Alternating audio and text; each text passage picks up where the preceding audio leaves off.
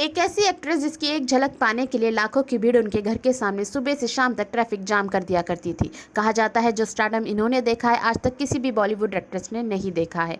दिलीप कुमार ने कर दी थी इस एक्ट्रेस के साथ एक ऐसी हरकत जिसके बाद उन्होंने दिलीप कुमार के साथ कभी भी काम करने से कर दिया था इनकार। और किसके प्यार में थी वो इतनी दीवानी कि उनके ना मिलने पर उन्होंने ताउम्र कुंवारी रहने का कर लिया था फैसला। और क्यों इनकी मौत बन गई थी एक रहस्य, चलिए जानेंगे शिवाय चैनल के इस वीडियो में। वीडियो पसंद आए तो इसे लाइक और सब्सक्राइब जरूर कीजिए। नमस्ते, आज हम बात करेंगे 50 के दशक की सबसे हाईएस्ट पेड एक्ट्रेस और हुस्न की मलिका सुरैया की। चलिए शुरू करते हैं सुरैया की प्रेम कहानी से, जिसके हीरो थे none other than Dev Anand. Suraiya और देवानंद की पहली मुलाकात हुई थी विद्या मूवी के सेट पर। उस वक्त सुरैया एक बहुत बड़ी एक्ट्रेस थी, पर देवानंद को अभी पहचान नहीं मिली थी। जब विद्या मूवी की शूटिंग स्टार्ट हुई तब हीरोइन तो कंफर्म हो गई थी सुरैया, पर हीरो कंफर्म नहीं हुए थे। और फिर एक दिन विद्या मूवी के सेट पर जब सुरैया कुर्सी पे बैठकर अपने सीन का इंतजार कर रही थी, तब दूर से एक नौजवान उन्हें घूरे जा रहा था। सुरैया काफी एम्बेरस हो रही थी और वो नौजवान अपनी नजरें हटा ही नहीं रहा था। तब सुरैया ने प्रोड्यूसर को बुलाया और उनसे कहा कि ये जो शरीफ नौजवान वहाँ बैठे हैं इनसे कहिए कि वो यहाँ से चले जाएं, तभी मैं सीन शूट कर पाऊंगा। तब प्रोड्यूसर उस नौजवान के पास गए और उसे डांटने के बजाय सुरैया के पास ले आए और सुरैया से कहने लगे, इनसे मिलिए, ये है हमारे फिल्म के हीरो देवानंद। सुरैया कुछ बोलती उससे पहले ही देवानंद बोले, गुस्ताखी माफ, साथ काम करने से पहले एक नौजवान ने इतनी बड़ी एक्ट्रेस को अच्छे से देख लेना चाहिए। शूटिंग के दौरान दोनों में दोस्ती हो गई और एक हादसे की वजह से दोनों को एक दूसरे के लिए प्यार का एहसास भी हो गया। दरअसल विद्या मूवी के एक सॉन्ग किनारे किनारे की शूटिंग हो रही थी। उसमें देवानंद और सुरैया दोनों ही नाव में बैठे हुए थे। अचानक से सुरैया का बैलेंस बिगड़ गया और वो नदी में जाकर गिर पड़ी। तब देवानंद ने एक पल भी नहीं सोचा और उन्होंने नदी में छलांग मार दी और सुरैया को बचा लिया। इस हादसे को याद करते हुए सुरैया ने एक इंटरव्यू में बताया था कि उन्होंने देवानंद से कहा था, अगर तुम आज मेरी जान नहीं बचाते तो मैं खत्म ही हो जाती। तब देवानंद ने कहा था, अगर तुम्हारी जान चली जाती तो मैं भी खत्म हो जाता।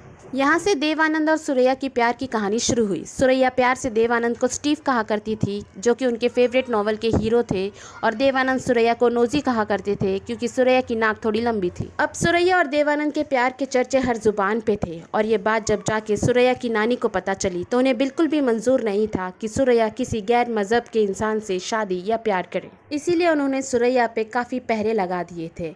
अब वो सुरैया को कहीं भी अकेले नहीं जाने देती थी। वो सुरैया के साथ ही उनकी शूटिंग पे जाया करती थी और उन्हें एक पल के लिए भी अकेला नहीं छोड़ा करती थी। इन पैरों से परेशान होकर देवानंद और सुरैया ने तय किया था कि वो फिल्म की शूटिंग के दौरान ही शादी कर लेंगे। दरअसल उनकी एक फिल्म जीत की शूटिंग होनी थी, जिसमें सुरैया और देवानंद की शादी का सीन शूट होना था।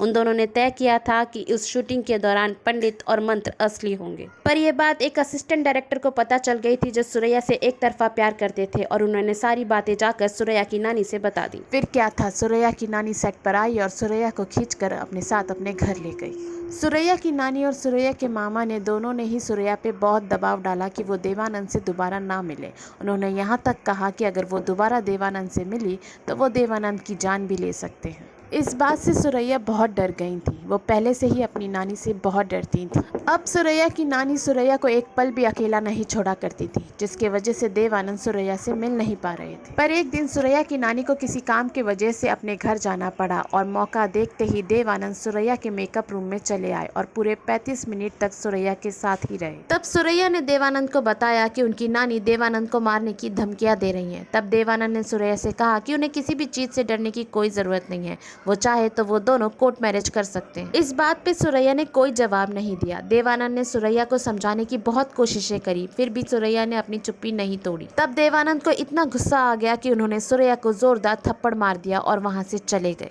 इसके बाद सुरैया बहुत रोई और देवानंद को भी एहसास हुआ कि उन्होंने गुस्से में आके एक गलत चीज कर दी। काफी दिनों तक जब सुरैया की देवानंद से बात नहीं हुई तो सुरैया बेचैन हो उठी और उन्होंने एक लेटर देवानंद को लिख दिया, जिसमें उन्होंने लिखा था कि रात के 11 बजे वो उन्हें फोन करे, वो उनसे बात करना चाहती हैं। और देवानंद ने वैसा ही किया। रात के 11 बजे उन्होंने सुरैया के घर पे फोन किया। जब फोन किया तो फोन सुरैया की नानी ने उठाया।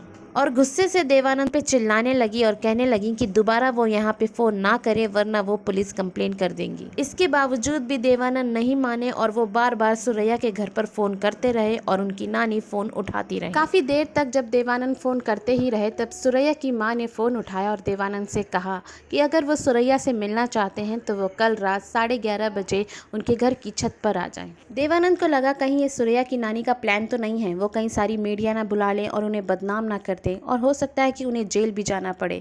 इसके बावजूद भी देवानंद ने अपने प्यार को सबसे ऊपर रखा और सुरैया के घर जाने का फैसला कर लिया। पर उन्होंने अपने साथ अपने दोस्त तारा को भी ले लिया जो मुंबई पुलिस में इंस्पेक्टर था। जब देवानंद सुरैया के घर के छत पे पहुंचे तो सुरैया पहले से ही वहां मौजूद थी। देवानंद और सुरैया काफी हफ्ते बाद एक दूसरे से मिल रहे थे, इसीलिए दोनों ने एक दूसरे को गले लगा लिया और देवानंद ने सुरैया के माथे पे किस कर लिया। तब देवानंद ने सुरैया से पूछा क्या वो उनसे शादी करेंगी। तब सुरैया फूट फूट कर रोने लगी और उनसे कहने लगी आई लव यू और मैं तुमसे शादी करूंगी। देवानंद उस मुलाकात के बाद अपने घर चले आए और वो बहुत खुश थे। उन्हें यकीन हो गया था कि अब सुरैया और उनकी शादी हो जाएगी। इसीलिए उन्होंने एक बहुत महंगी हीरे की अंगूठी खरीदी और उन्होंने अपने दोस्त को दी ताकि वो सुरैया को जाकर वो अंगूठी दे दे। देवानंद के दोस्त ने वैसा ही किया और वो अंगूठी सुरैया तक पहुंचा दी। उस अंगूठी के साथ देवानंद ने एक खत भी सुरैया को लिखा था। उस खत में उन्होंने लिखा था कि ये हमारी सगाई की अंगूठी है, मैं जानता हूं कि तुम अभी इसे नहीं पहन पाओगी पर इसे हमेशा अपने दिल के करीब रखना, ये हमारे प्यार की निशानी है। पर एक दिन शूटिंग के दौरान सुरैया ने यह अंगूठी अपनी उंगलियों में पहन ली जो उनकी नानी ने देख ली थी और उन्होंने जबरदस्ती सुरैया की उंगलियों से